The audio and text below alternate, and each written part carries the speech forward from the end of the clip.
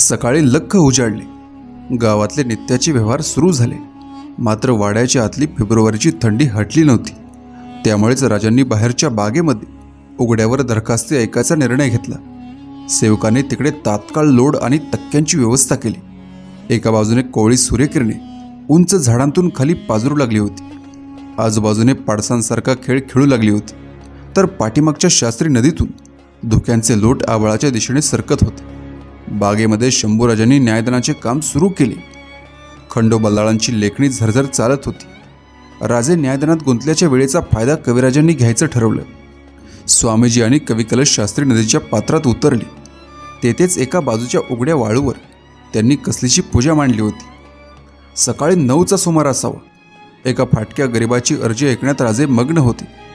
तितक्यात कोणाच्या तरी पोटात भाल्याचे पाते घुसावे आणि त्याने किंचाळत टाहो फोडावा तशा दूरवरून आरोळ्या ऐकू येऊ लागल्या. राजे राजे घात झाला. त्या आवाजाबरोबर शंभूराजांचे मन चरकले. बाजूची तलवार आपल्या हाती घेत ते धाडकन उठून उभे राहिले. दारात गडबड उडाली. बागेतला गोंधळ ऐकून कवी कलशही वाऱ्याच्या वेगाने नदीची दरड चढून वर आले. तो वर घामाने थपथपलेला एक हरकारा शंभूराजांच्या पुढ्यात येऊन उभा राहिला. त्याच्या मांडीखालच्या घोड्याची अतिश्रमाने लाळ गळत होती. त्याच्या पायाची ढोपरे दगडधोंड्यातून प्रवास करून फुटली होती. तो केविलवाण्या सुरात ओरडून सांगू लागला, राजे, वैरी संगमेश्वरास चालून येतोय. राजे, किमान 600 स्वारांचा लोंढा या डोळ्यांनी बघितलाय. इकडे तिकडे विखुरलेले घोडेस्वार पटापटा आपल्या घोड्यांवर बसले. राजांनी पाखऱ्या असा आवाज येताच पलीकडून त्यांचा घोडा धावत आला. राजांच्या समोर उभा ठाकला. पुढच्या प्रवासासाठी सोन्या माताच्या दागिन्यांनी तो आधीच मडलेला होता. आपल्या धन्याची हाकेतली खोल निकट त्याला जाणवली होती. राजांनी त्याच्या पाठीवर गडबडीत थाप मारली आणि ते झटकन घोड्यावर स्वार झाले. रणांगणाला सामोरे जाण्यासाठी कवी कलश केव्हा सिद्ध झाले होते. वृद्ध माळोजी घोरपड्यांच्या डोळ्यात आताच आग पेटली होती. त्यांनी गडबडीने तळहातावर तंबाखू चोळली आणि तिची बुकणी दाढेखाली धरली. हातातल्या जामदाडाचे चपचपते पाते त्यांनी हवेत उंचावले.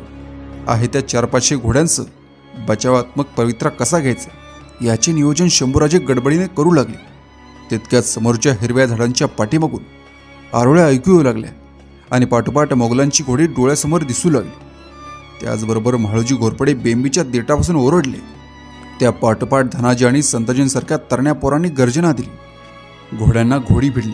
तलवारीची पाती एकमेकांवर खणखणू लागली. घोडी किंकाळू लागली. माणसे धुंद झाली. रुंदाड पाठीच्या एका उंच घोड्यावर मुकरब खान बसला होता. त्याच्या अंगावर कातडी झगा होता. गेल्या 3-4 दिवसांच्या प्रवासाने तो पुरता आंबून गेला होता.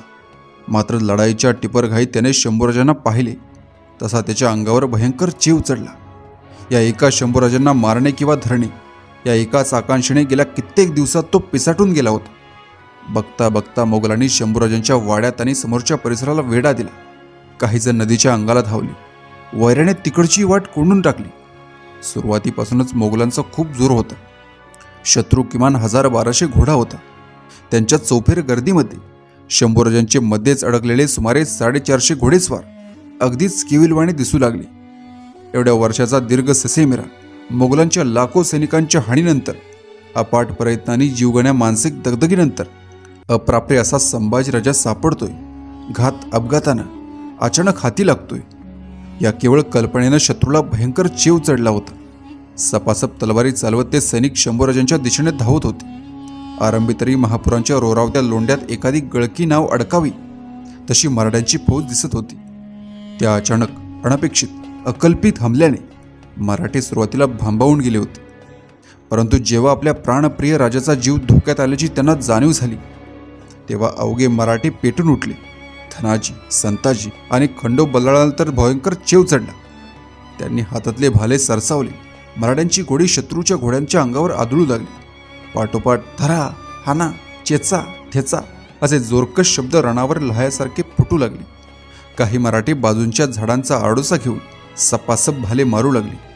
त्यांच्या केवळ ओरडण्याने, आपल्या राजाला वाचवायच्या आवेशाने मराठ्यांचा इतका मोठा दंगा आरोळ्यात सुरू झाल्या की आहे त्यापेक्षा दुप्पट फौज झाडीत लपल्याचे मुकरब खानाला वाटू लागले. परंतु आपल्या प्राणाची पर्वा न करता मुकरब खान शंभूराजांच्या दिशेने धावू लागला. एका वेळी 50-60 पठाणांनी राजांच्या भोवती कडे करून धाव घेतली. बऱ्याच दिवसात राजे असा रणरंग खेळले नव्हते. त्यामुळे थोडे आळसावलेल्या त्यांच्या रक्तमासाला भलता चीव चढला होता. शंभूराजांच्या मजबूत हातातील जमदाडा खूप धारदार होता. आपली सर्व ताकद एकटवून ते तलवारबाजी करत होते. मात्र शंभूराजांच्या मदतीला धनाजी, संताजी आणि खंडोबल्लाळ एकाच वेळी जोरकसपणे पुढे धावले. त्या तिघांनीही तडाखेबंद तलवारबाजी करत शत्रूच्या चालून आलेल्या घोड्यांवर आपली घोडी आदळली.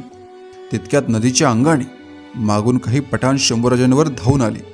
त्यांचा समाचार घेण्यासाठी शंभूराजे तिकडे वळले. ते बेसावत कधी होतात याची संधी मुकरबचे डोळे शोधत होते. आपल्या हातातील अतिशय तीक्ष्ण हैदराबादी तलवार घेऊन तो शंभूराजांच्या दिशेने धावला. राजे घोड्यावर पाठमोरे होते. मुकरब खानाने आपल्या घोड्याला जोरदार टाच मारली आणि स्वतःचा घोडा सरळ शंभूराजांच्या घोड्यावर घातला. त्याच्या हातातले तलवारीचे पाते विलक्षण चमकले. किमान एका घावात संभाजीराजांच्या भावट्यापासून एका हाताचा लाचका सहज तोडून घेऊ. केवळ ह्याच आकांक्षेने त्याची तलवार वेगाने पुढे धावली होती. परंतु तेवढ्यात चमत्कार झाला. शंभूराजांच्या पाठीत अगर दंडावर तलवारीचे पाते रुतण्याआधीच कोणीतरी मध्येच मुसंडी मारली. आपल्या घोड्यावरून शंभूराजांच्या घोड्यावर उडी घेत राजांना आडोसा तयार केला. तसे खानाच्या तलवारीचे पाते त्या व्यक्तीच्या खांद्यात कचकन घुसले. हाडांचा बोकणा करून तिथेच रुतून बसले. आजूबाजूला गरम रक्तांच्या चिळकांड्या उडाल्या. शंभूराजांच्या मखमली अंगारकाही गरम रक्ताने माखून गेला. मात्र राजांचे प्राण बचावण्यासाठी कुर्बानी करणारी ती जाडजूड व्यक्ती मध्येच घोड्यावरून खाली आदळली. शंभूराजांनी गरकन घोडा पाठीमागे वळवून खाली रक्ताची अंघोळ करणाऱ्या त्या वीराकडे पाहिले. ते सेनापती म्हाळोजी घोरपडे होते. म्हाळोजी बाबा कामे येताच मराठी द्वेषाने परत पेटून उठले. संताजीलाही आपल्या बापाच्या कलेवराकडे पाहायला उसंत नव्हती. तो स्वतः धनाजी, खंडोबल्लाळ सारे जीवाच्या जोराचे जंग करू लागले. तेवढ्यात कोणीतरी मुकरब खानाच्या घोड्याच्या मागच्या मांडीच्या फऱ्यावर जमदाड्याचा जोरदार वार केला. पायाच्या शिरात तुटताच घोडा मोठ्याने किंचाळला आणि बगलेवर जाऊन कोसळला. घोड्याखाली सापडून खानाची दामटी व्हायच्या आधीच गडबडीने त्याने दुसऱ्या बाजूला उडी ठोकली. मुकरब खानाला प्रत्यक्ष कोणी याआधी पाहिले नव्हते. परंतु त्याच्या साजावरून आणि आविर्भावावरून तोच मोगलांचा सरदार आल्याचे दिसत होते. शत्रूचा मोरक्याच बिनघोड्याचा झाला हे लक्षात येताच मराठी जीवाच्या जोराने त्याच्याकडे धावू लागले. मोगलांचा जोरही दांडगा होता. दोन्ही बाजूचे वीर अशा नेटाने एकमेकांच्या मानेवर तलवारी हाणत होते. सुडाने बेबान झालेल्या तलवारी अशा चपळाईने चालवल्या जात होत्या की एकेका रपाट्यात मुंड्या तुटून चेंडूसारख्या बाजूला फेकल्या जात होत्या. लाल भडक रक्ताने तो बगीचा पूर्ण बरबटून गेला होता. घोड्यावरून खाली कोसळणे हा मुकरब खानाला अपशगुन वाटला. त्याच्या स्वार शिपायाने त्याला मागे खेचला. ते त्याला दुसऱ्या घोड्यावर बसवू लागले. तोवर मराठ्यांनी त्यांना चेचत बगीच्याच्या बाहेर काढले होते. तितक्यात दूरवर विश्रांती घेणारा 50-60 मराठ्यांचा एक ताजा बेडा वाड्याच्या महादरवाजातून हर हर महादेवचा गजर करत आवेगाने पुढे धावून आला. त्या बाजूकडे मुकरब खानाने नजर टाकली. वाड्यात अजून 1-2 हजाराची शिबंदी निश्चित असेल असे त्याला वाटले. मराठ्यांचा प्रतिकार खूपच कडवा आणि जीवघेणा होता. दुसऱ्या घोड्यावर स्वार होता होता खानाने रानाकडे सहज नजर टाकली तर त्याला सर्वत्र शेकडो पठाण आणि दख्खनी मुसलमानांच्या मुडद्यांचा सडा पडल्याचे दिसले. त्याच्या 1200पैकी किमान 400 योद्ध्यांनी त्या दुष्मचक्रीत आपले प्राण गमावले होते.